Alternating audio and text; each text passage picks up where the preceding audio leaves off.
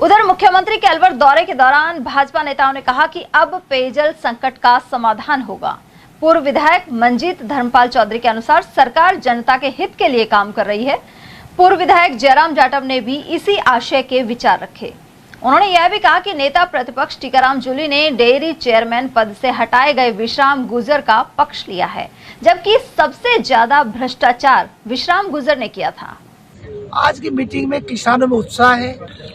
एक जो लगभग 1.5-2 साल से जो कांग्रेस का डेयरी का चेयरमैन था विश्राम गुर्जर, उसने अलवर जिले को तो जहर पिला दिया। सिंथेटिक सारा दूध यहाँ आता था, मंथली बांध रखी थी, जो उसको मंथली देता था उसका दूध वहाँ सिंथेटिक भी आ जाता था और अच्छे किसानों का दूध भी नहीं आ रहा था। उसने बूथों को भी पैसों से खरीद कर दिया कि भाई इतना पैसा दो तो बूथ लगेगा। यह सरस डेयरी का सत्यानाश कर दिया था। अलवर राजस्थान में अलवर सरस डेयरी नंबर 1 पे थी, पहले नंबर पे थी।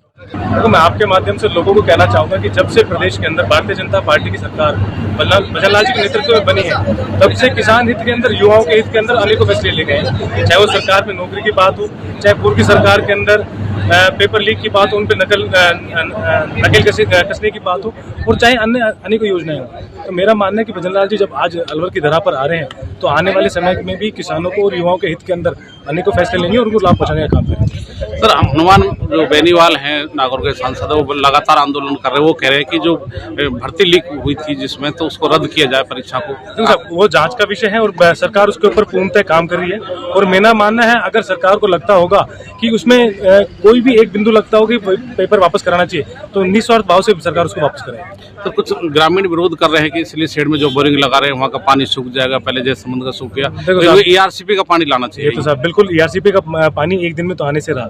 अगर मान लो उसमें समय लगेगा तो इतने तो अलवर शहर की भी जनता है, तो वो भी प्रदेश की जनता है, वो पानी कहाँ से पिएगी? तो उसकी व्यवस्था करने का काम भी सरकार का ही है।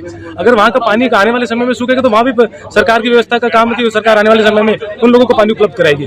तो आपके माध्यम से लोगों को कहना चाहूंगा, आप निसंकोच होकर सरकार को काम करने दीजिए। अगर आपके वहाँ पर पानी की दिक्कत होगी तो आने वाले समय में भी सरकार आपके वहाँ पे पानी का काम लाने का काम करेगी। उधर रामगढ़ के विधायक सुखवंत सिंह के अनुसार रामगढ़ में उप जिला अस्पताल बनाने का काम किया गया है।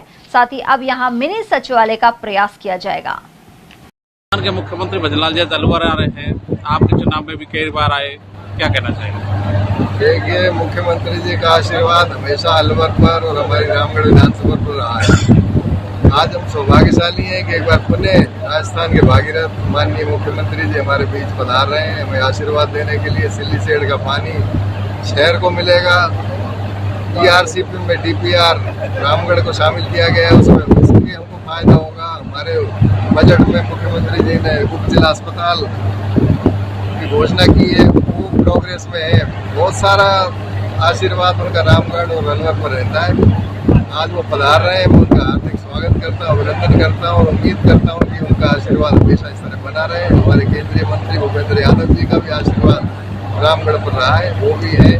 बहुत सारे मंत्री पधार रहे हैं, उनका भी स्वागत। सबको धन्यवाद। सर, आपका जो विधानसभा क्षेत्र है वो हरियाणा के बॉर्डर पर है, तो जो हरियाणा का जो बॉर्डर है उस साइड में अवैध खनन करके लोग निकल जाते हैं, गो तस्करी करके निकल जाते हैं, अपराधी और भी अपराध करके निकल जाते हैं। आपको लगता है कि सुरक्षा की जो सीमा है, बॉर्डर है, उसकी सुरक्षा के लिए चौकी या अन्य कुछ व्यवस्था की जानी चाहिए?